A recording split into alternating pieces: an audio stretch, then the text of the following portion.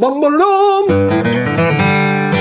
welcome to BanjoBenClark.com. You've guessed it, I am Banjo Ben, your host here on the website that teaches you how to play banjo, guitar, and mandolin. All right, this week we're starting a great series on this wonderful, it's a song that the Carter family made famous way back when. But I love this tune, Keep on the Sunny Side, because much less playing it, you can't even hardly listen to it without getting a smile on your face. And I love tunes like that. If you're watching on Facebook or YouTube, here in just a moment, I'll ask you to come over to my website, BanjoBenClark.com, where you can join as a GoPick member and have access to hundreds of lessons just like this one. Let me tell you what this lesson includes. We've got about a 25-minute, 30-minute video lesson where I teach you to play each one of these licks. This isn't too difficult of an arrangement. I wrote it so that those of you wanting to get into flat picking can do it. Okay, a lot of downstrokes, not a lot of the down, up stuff. Okay, so this is a great one to get into.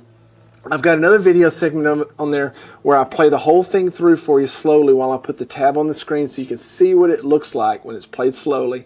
Then I've got another video, a new feature I've added on the site where I talk about some different tips and keys to playing backup, like doing walks, things like that. We're going to talk about that. Then you can download the tabs, which are wonderful. There's PDF and there's tab files of the song exactly as I played it, but also there with the tabs, I've got several different speeds of guitar rhythm tracks, MP3s that you can download, and that way you can sit around and jam this one to your heart's content. All right, let's jump into the first measure of Keep on the Sunny Side. Let's learn some Keep on the Sunny Side on guitar in the key of G. I love this version. It's not very hard. It's great for those of you who are looking to get into flat picking. It's got some tricks in it, but we're going to explain all of those here now. We're going to get into the verse with a little walk up in measure 1. And I really want you to pay attention to all your pick strokes that are beneath each one of the notes. And mainly what we're going to have in this version are downstrokes, okay, which makes it a little easier. There's not a lot of alternate picking, down, up, down, up, down, up, because there's not a lot of eighth notes. But we're going to walk up starting on the second beat of measure 1. We're on our D string, open D string, then 2nd fret, then 4th fret, and we're going to walk right into that melody, G string in the 2nd measure. Then we'll come back to the D string, and then we're going to do a slide. We're going to learn a position here that we're going to use a lot throughout this song, where we're going to place our middle finger on the 2nd fret of the G string, and at the same time place our index finger on the 1st fret of the B string. We're going to play them together. Play through both those strings, and after we play through them, we're going to slide everything up 2 frets. Now whenever I play through those strings, I don't try to like rake, I just kind of give it a quick pick. Like if I was going to pick a single string, I just do it a little bit more aggressively and come through both strings. So very slowly measures 1 and 2 sound like this.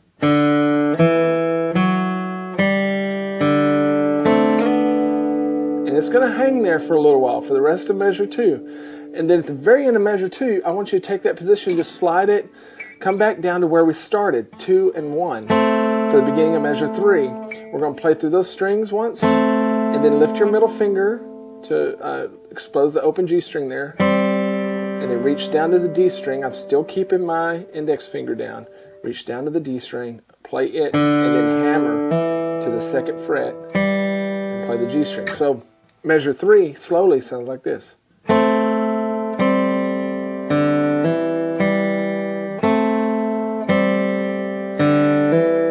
It's important that we leave our index finger down because we want that note ringing throughout this measure. Then we get to measure 4. The first half of the measure is just one note. It's not hard, just a D string, a D note, and it goes for 2 beats. And then we're going to do a partial G lick here on the 3rd beat. We're just going to start out on that A string with the downstroke, and we're going to use an upstroke here to play the 1st fret, slide up to the 2nd, another upstroke on the D string, and then land on our G string. So measure 4 sounds like this. 1, 2, 3, 4. 1, 2, 3, 4. It's just important that you hang out on that D string for 2 complete beats. That's why it's so important to use the file tabs that I have on the site here for you. once we get to measure 5, we're going to have all downstrokes here. We're going to play that G string to start, then go back to your D string, do another hammer on, then back to G, then B, and then measure 6. We're going to land on the 3rd fret of the B string with our ring finger. These are just quarter notes again. So we're going to play that, then back to the G string, then play that 3rd fret again.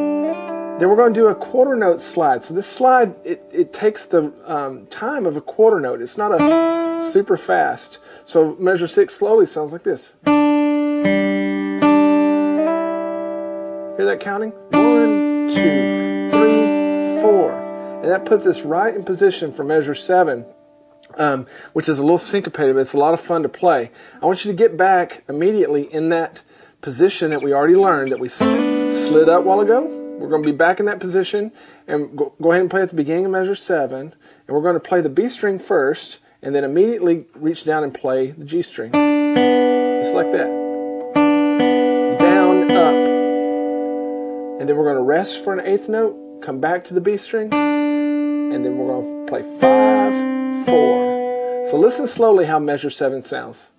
And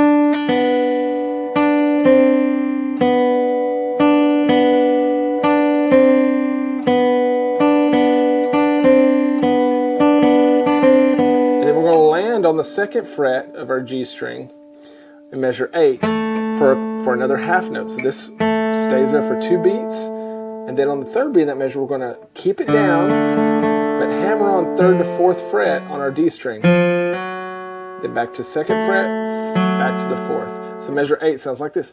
1, 2, 3, 4. Then measure 9, another half note on the open D string.